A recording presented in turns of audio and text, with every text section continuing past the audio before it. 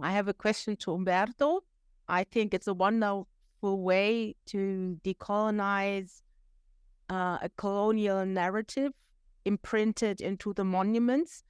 And my question would be, how did the public receive it, the perception of the public, but also of the Black and brown communities? Was there any feedback or possibility to express or to respond? Well, the action was thought as a kind of like a spontaneous act. People came along and asked, and for that we had like a little brochure prepared to hand it over to people, telling a little bit the story about what was the whole installation about. Because, as I said, like the installation took place in different locations, which breaks us a narrative of like, maybe you saw just one little piece of it or just passed by, but that was all thought part of that. It's like how we pass the colonial reality. Either we engage with it, either we just pass by, or we follow it. There were some people that follow the 5 locations, but I wouldn't say that people really engage in conversations. It's part of the public space also, but yeah.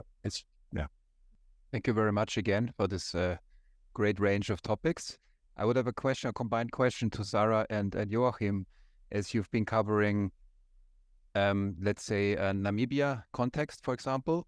And the one issue is that we remembered one presentation by our colleague from Mr. Kalb on the downscaling of a colonial monument in Swakopmund and the kind of irritation by the local community. And now you talk about the iconoclastic moments of kind of removal them or then bring it back to them or coloring them. And I wonder, and on the other hand, we had larger scale spaces like an extraction mine. And then we also have mining as the stones being transported into public space, let's say in Vienna. This is the next question.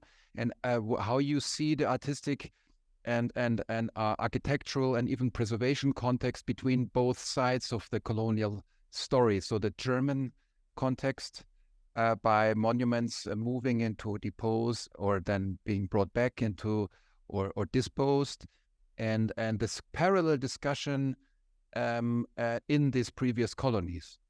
So how do you conceive the connectivity between monuments in public space in Namibia and the discussion on back in Germany, and also then going in the larger space by infrastructural monuments or instruction mines, and how artists could bridge this gap between different geographies? Are they sometimes also connected, or it's just individual projects in Germany or in, let's say, Africa and previous colonies, or they travel sides and connect each other? A couple of questions in one, eh? I wonder whether you would be the first to answer. Historically, that would be the answer. I would sequence of it. I think that memory switch from Europe to Africa and from Africa to Europe. So it's connected. For example, activists here in Germany, they began to topple monuments, like in Göttingen in 1978, and then they are connected to activists in Namibia, for example, or in what is today Tanzania. So I think it's a global memory culture which are connected, and there's no one center getting new ideas how to come to terms with that colonial monuments, but it's a connected development, and it's not made by one person or one movement. Look at Black Lives Matter. It's a worldwide development you can see in global memory culture. I think so. With regard to the question of Nkanga's work, I think the issue is, like, on the one hand, the question of funding. So mostly these works are commissioned by institutions based in Europe. So Belgium, Netherlands, and Germany, specifically with regard to the project I presented today. And then obviously the artist goes there and does the research, does talk to communities, but the results are presented within Europe, right? So this is the main problem, because to my knowledge, this work hasn't been shown yet in Namibia. So this is like kind of a larger question. How do we guarantee like sustainable relations? Because you could even say something like, is this extraction to now use this knowledge and then exhibit it only in Europe? And how, even if it's a global art exhibition like Documenta, like you might wonder how many people like from the local community in Zoom would have the funding to come to Documenta to see the work there, right? So I feel this is a major issue with regard to artworks, which are pricely and which are funded by art institutions, which themselves are often funded through colonial money, right? Or neo-colonial companies. So if you think of Tate and all the protests, so this is a big issue. And I feel we need, especially in art history, more discussion about these financial aspects as well, because otherwise we become like kind of really, allies of colonialism if we do this research, right? So yeah, this would be my answer. And if I got you right, you also kind of had the question about the extraction of the stones that Lara Favaretto uses for her momentary monuments, right? Yeah, exactly. Mm. Yeah. Yeah, no, it's super interesting. Thank you for bringing it up. I once gave a slightly longer version of the talk where I touched on this aspect as well. And I mean, in the particular case for Münster, the granite is sourced in Bavaria, so Tittlinger granite, so that would be safe in that sense. But I would also say that would be maybe my one point of criticism aimed at the work that Favaretto seems not to put her focus on the context of where these raw materials and the granite comes from and all these things. I mean, there might be like ethical considerations, because only the first one, 2009 in Bergamo, the granite was from India, and since then it's France, Bavaria, like Europe in any case. So I wouldn't say that personally the artist at her studio don't consider these things, but it doesn't really show in the work. And apparently for Münster, I mean, I had some kind of access to the archive. I mean, it's also apparently pragmatic reasons, like where to get it from and so on, and the local proximity seem to have played a part. But I would also say that on that level, as someone who as an art historian thinks a lot about materiality and stuff, I mean, I would really welcome it if that as well would like really play a prominent part in the work. Yeah. So thank you for bringing that up, and it's a nice connection. May I give a suggestion to this last aspect of the iconography of the material? Because we learned about the Bismarck towers, which were made usually out of granite, because that's a symbol of power, of the presence of a stone which is thought to be everlasting.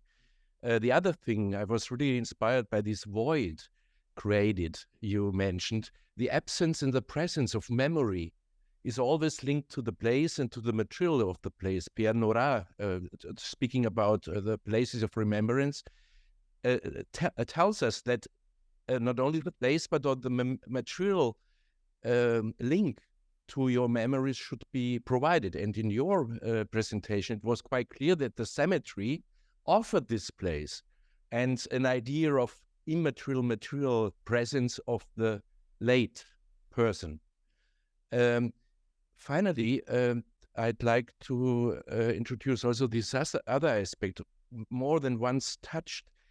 Okay, we are speaking in this conference about colonial decolonization, but isn't it a problem of the definition of an intended and intentional and unintentional monument? These were intentional monuments of the power reigning, while it could become an unintentional monument, which is shared in the theory of monument care as a testimony to be preserved as any other monument as well. So there's an ambiguity created on the way gaining knowledge. That's what I'm asking and what I'm worried about, because there's something to be cleared, and that's and you gave us this hint, and that's my last comment with the donor box. Maybe there's a parallelism because in Wilhelminian times, Nagelmonumente, I'm not speaking about Nagelfetisch, but it's a kind of strange parallelism which gives an opportunity to participate the civil society. So in both ways, with this temporary monuments, you're linking back to a troublesome history. On the other way, with these two office administration buildings, you give some new link to be treated in a different way, optimistic perspective. Thank you very much. I'm not quite sure if I would label it an optimistic perspective for the Ausländeramt. I mean, there I have issues, but yeah, okay. I wouldn't read it as optimistic if it's about like Abschiebehaft and detainees forcing deportation. And also this, I mean, I think it's a tricky gesture. Like you can make a donation, and it's a bit like I don't know the English word, like Ablasshandel. Like you give money, and then you're innocent of the things that happen. So I wouldn't read it as I would really read it as ambiguous and deliberately provocative, and that's why I find it interesting. And I'm grateful for the hint to the Nagel monument. It's, even if it's not like directly intentional, it's super interesting. I did mention the material iconography of granite. I also think that is very consciously chosen by the artist. I just want to distinguish between this and the extraction. And I mean, here in Munich, I had it. Christian Vormeister, who was at Zentralinstitut für Kunstgeschichte, wrote an entire book about granite and all this material iconography. So I think that plays through very strongly. But now maybe I think that the question to all the redfish, the comment around everything. We like talking about something. For example, I don't know, that your question opens up in my memory. There is this museum in Spandau in Berlin, and there are, like, for example, problematic monuments like Lenin Kopf, and so there is a possibility within the institutions to recontextualize in a new narrative that kind of monuments, I think. And that's the reason for me it's important to go into the public space to debate that. Because the public space, if we say we live in democratic societies, then the question is posed of then we should be all able to talk in the public space. But finally, that's not the case. So it is an invitation and a provocation to say, like, maybe these narratives can make place to new ones. I'm not saying which ones. That's why I work the temporary and ephemeral works. So it's to invite also other speakers, so to say. Sorry for my bad English, but I intended exactly what you just opened up as a new horizon. Yeah. It reminds me also the discussion about the Red Sox after the German reunification, when the Lenin statue that is now in the Historisches Museum in Berlin has been painted with red socks. And it needs some time, and sometimes these monuments, intended monuments, should be kept to create, after a generation or two, a new memory and a new discussion about how to deal with history.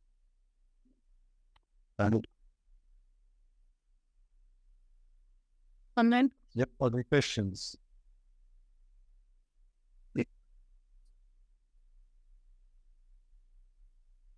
Yes, there are questions here in this. There are a few questions here in the chat. One by Katharina Hoffmann. A question to Joachim Zeller. I had my doubts as to whether the current context of the Bremen elephant is sufficient as a post-colonial intervention. The monument is intact, visible from afar, not visually decolonized. The counter-monument to the colonial genocide is barely visible. Shouldn't there also... So, okay, I'll start again. A question to Joachim Zeller. I have my doubts as to whether the current context of the Bremen elephant is sufficient as a post-colonial intervention. The monument is intact, visible from afar, not visually decolonized. The counter-monument to the colonial genocide is barely visible. shouldn't there also be a visual intervention, especially as the elephant, as one of the big fives, still symbolizes Africa today? Wild animals, safari, adventure. Das kannst du jetzt meiden. Sorry. In other words, a landscape with animals but without people. That's one question.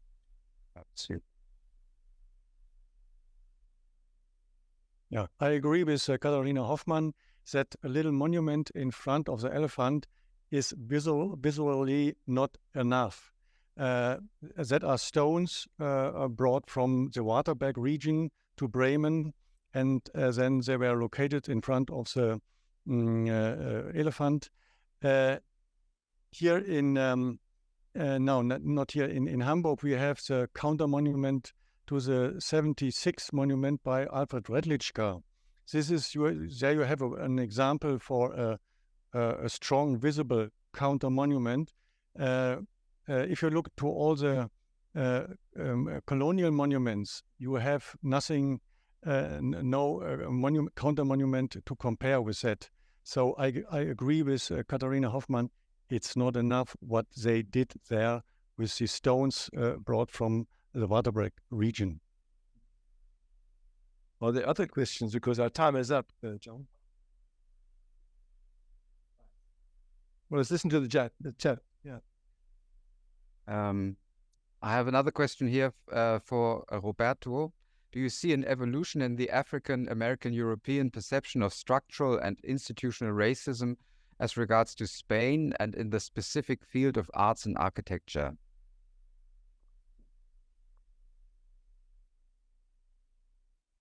Yeah, very important question. I think, in my perspective or my perception, Germany is more open to the discussion about memory and conflictive memory than Spain will. Well, it's not there, let's say. And I don't see that also in Portugal, and I don't see that in France as strong as here. I don't say that it's a win battle or a win war in sense of there is still a lot of work to do. But I think, and look at where we are now. I mean, this is the proof that the thematic is important, and people are busy with the topic. Are there more chats, John?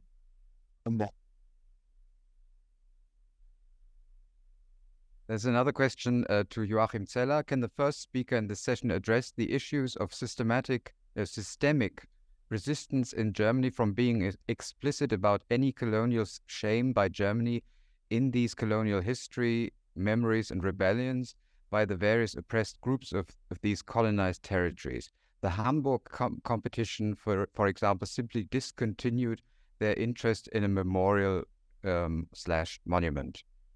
I'm not really sure whether I understand the question in a correct way. Perhaps you can help me. I'm not sure whether I understand it. What is going on? If I understand it in a correct way, of course you have in Germany a deep denial of what is a genocide against the Hero and the Nama. And so there was a lot of voices in the public. They refuse to create a new post-colonial memory, comparing with the memory to the Holocaust. And there was a lot of resistance against that initiatives. And a lot of activists, they got a lot of resistance to bring through their projects in the public. And sometimes such monuments were destroyed. For example, counter monuments were destroyed. And this is a phenomenon we also have in the post-colonial memorial culture, the denial of genocide and cruelty and so on. Thank you very much indeed. You all got your money's worth. Thank you very much. Yes, so we're slowly coming to an end, and we have 30 minutes to wrap these 2 very interesting days up. And we heard various contributions. It was very, very interesting, and it's a difficult task to get this all together. Before we start with this, I would like to read greetings from the former president of the ICOMOS International Scientific Committee Shared Built Heritage to you. He was also invited. He could not come to attend, but he's sending us his greetings. I'm just reading this shortly to you because he sent this morning. So from Siegfried Enders. Many thanks and big congratulations to the organizers and sponsors for making this wonderful conference happen, and to the speakers for their excellent contributions, which initiated and enabled a discussion at eye level.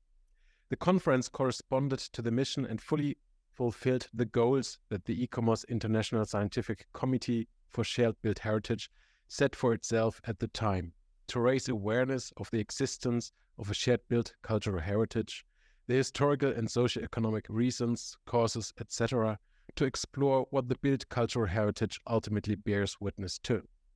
I hope that this conference will contribute to reaching an international understanding on the preservation of this shared built cultural heritage after a scientific evaluation that takes into account all aspects of all those involved and is no longer influenced by Eurocentric or even colonial mindsets and attitudes. Perhaps this can also be a small contribution to the peaceful understanding between people and nations, which we so urgently need in these difficult times. Thank you, Siegfried Enders. Yeah, thank you very much, Tino, for reading this out. Okay, I'm very grateful, Tino, that you brought up this thanking words by Siegfried Enders, who has been really a long time involved in this Shared Built Heritage Committee. And we see it in this continuation of this work. And now we have the great duty, but also the task of kind of summarizing. And we thought, in the best sense of decolonizing this gesture of summarizing by 2 people standing here and then summarizing, we thought to do it a different way. That first of all, I would like to bring back the initial call for paper that we had that united us, because we had been also thrilled by the great response we had for the call for paper with almost, I think, 80 proposals. And the result was that we packed many people together here to share their ideas and experience and research knowledge. So that was the conference was a rather dense affair, but I think we had great dialogues and we had great connections, and also over a coffee to continue this debate. And I just want to, before we start, or show you what we thought about summarizing, I just thought to go back to the initial questions we solved, and we see how did we address this correctly? Did we leave out something that makes us working towards a better, more future, more detailed questions for a future research agenda? So actually, initially, we said that monuments and site de-colonial would be dealing with the architectural relics of the German colonial era and investigating post-colonial strategies of appropriation and critical communication regarding these buildings. And so we saw the focus was, of course, on the German colonial era from the 1880s to 1920, but we already saw that we are now taking it into the heritage debate over more than 100 years after this era. And the spectrum of the case studies covered also the territory of the German Empire itself at that time. And so the territory we just now covered as Germany, and of course the former German colonies on 3 continents in Africa, East Asia, and the South Pacific. So we ask about at the regard to the identification processes, the inventory systems, and the visualization procedures of colonial era individual buildings and ensembles, of monuments and entire cityscapes and infrastructural landscapes, as well as today commemorative and memorial sites and spaces, with also taking into account the political, civic, and architectural artistic forms of appropriation on site and strategies of dealing with them in terms of scientific methodologies, monuments, and monument conservation. So we ask questions here that I want to bring back to our conclusion. Which architectural traces of German colonialism are still visible in Germany and the former German colonies? How can these buildings be identified and documented, especially with regard to their post-colonial existence? Which contemporary methods and critical strategies of dealing with former German colonial architecture are emerging today? And how can these methods and strategies be systematically documented and understood? And how do today's users and custodians of our heirs and heritage communities on the territory of the former German Reich and in the former German colonies ongoingly contribute to decolonize this critical ambivalent building stock?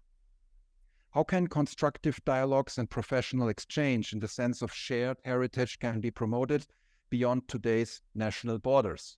So I think when we think about the panels we had and also the extreme variety of contributors from so many different countries, we at least covered this last aspect. And I want to say that, or you want to say this? Our idea we shared, and we want to do now.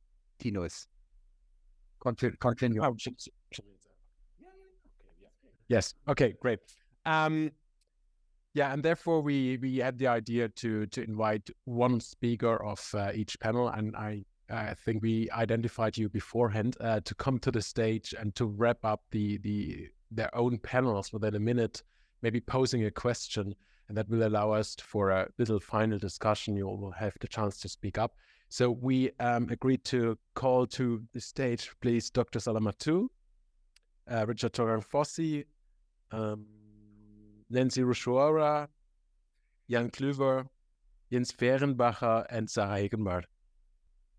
So the idea was that each of you have the chance to kind of come back to the session we had and say, oh, this was a particular interesting moment, I thought, and within the panel, and maybe there are some elements we can kind of work towards together to share then at each contributors in the sessions for the future publications we have. So this is the good agenda, and you will be part of that. Thank you so much. So first, Dr. Salamatou. Okay. Thank you for Mr. Michael for giving me the floor. My first section is concerning international campaigns and cooperations institutional research. So the panel shared by Gabriela was rich in subject and discussion. So I would like to thank all the team of researchers for the interesting presentation in these sessions. So during the exchange, 3 major questions draw our attention.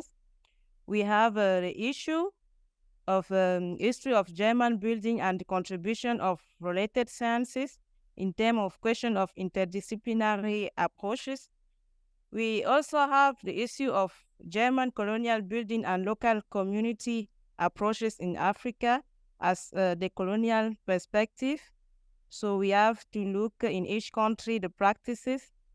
We also have the issue of conservation, restitution in the study of German symmetry in Africa. And so we want to invite us to think about concerning the further publication or project or workshop to explore all that issue, maybe by insisting to the cooperation of different scientific, disciplinary, close to the field work of architecture.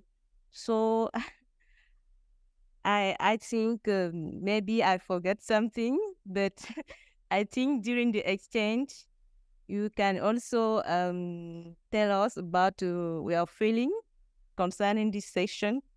So that's my suggestion. Yeah. Okay, thank you very much. And many thanks also to the organizers of this wonderful conference, which was enriching in terms of debates and perspectives. So in the second session, we dealt with mapping, inventory, and evaluation. And the lectures of this section have dealt, we dealt in this section with questions of mapping, inventory, and evaluation in the Asia, Pacific, and Africa, and especially in China, Samoa, Togo, and Cameroon. Since some of the architectural elements are decaying, there is need to inventorize them as regards their numbers, but also as regards material that were used at that time, the shapes, and so on. Interesting has also been the way some of these archaeological colonial sites appeared as token of colonial violence, but also the way perceptions of them today can denote forms of amnesia and nostalgia. Papers in this section, that's our recommendation, have to go beyond the materiality and functionality of colonial buildings to continuously enhance new post-colonial and decolonial ways of dealing with long-lasting afterlives, goods, ruins, ruination, specters of colonial era. So that's my summary, and thank you for listening. Thank you so much for the conference. And as we reach out to the end, our session was about preservation, conservation, and appropriation. And this session, as other sessions, fell all together into addressing this question of conservation, preservation, and appropriation. You find that the discussion was on how the German colonial past is entering into the realm of heritage, how memories are remembered but also are resisted, and how the sites of German colonialism are appropriated and misappropriated. And in this question, we also debated about the methodologies as methodologies that can be used to understand the question of German colonialism, and its legacy is polygamous. There is no one size fits all. You have seen that archaeologists, memory and oral tradition, as well as archival documents that have been resourceful into addressing this question. And one of the questions probably that was prominent in our discussion was about decoloniality. What should be the appropriate method towards the decolonization of this monument? And for example, we saw that there is a possibility of the community to remember, but also the possibility of the community to allow it to decay. And this is where I will leave you up. Thank you. Okay, good afternoon. On behalf of our panel, we also thank the organizers again for this wonderful conference. Our session was on adaptive reuse, commodification and tourism. So what struck me, I'm speaking now for the panel, but what struck me a lot was this question of colonial nostalgia or the German ecstatics. I saw not only the Edinger Boma and the Gunzat House of our presentation, I saw that as well in the examples we heard from Namibia. That's one thing that we have to consider. On the other hand, we have indifference also among the communities in those countries. We have discontent as well among the communities. So how are we balancing these different perceptions of the colonial heritage? We spoke, when we talk about indifference or discontent, we heard about toppling of monuments today. We heard about demolition. Michael Falser was also talking about oblivion, which I know very well from Tanzania as well. So why taking out these things out of oblivion? That would be the adaptive reuse now we want to do. From our perspective in Tanzania, Gulzathaus, Iringa Boma, we rather see it as these buildings we were talking about as a shell. The buildings are just a shell that we have to fill with value for the community, cultural value, social value, and economic value as well. And with economic value, we come to tourism, which is sometimes has quite a negative connotation in Germany, while when we go to Tanzania, that's always the positive thing to do, tourism to generate revenue. So different perceptions, again, on the two sides. And then when we come to tourism, it is again that we apparently want to sell the colonial nostalgia. We heard that in the Swakopmund example as well. Selling the colonial nostalgia or the German aesthetics. So how can that be decolonial again? We want to sell something that we actually don't like. So this is a question maybe to pose here. Then another thing from our panel was, it came from that critical question from Madupe about the contemporary artistic expressions when we are readapting or adapting the space. She asked the question and I tried to answer, and then it was kind of answered in the last presentation of the panel, the example from Lome, Togo, where that had been apparently quite well developed. Today we also heard about who was it in the earlier presentations for Azara Hegenbart. It was another example for artistic reinterpretation. We heard about Jens Fehrenbacher spoke about augmented reality, which is also an artistic way of dealing with those things. So I think that is also something to venture further. How can we deal with these issues in an artistic manner when we want to recreate value? And the last thing, it's also about the methods of how do we make people participate in this process. I just touched upon ethnographic methods that we are using in our project. For me, that basically means involving people beyond gatekeepers or beyond officially entitled custodians, just trying to reach as many people as we can. And I think that is developing in the right direction, but still we have to think about how can we improve our methods in making it participatory, what we are doing. Thank you. I've spoken too long now.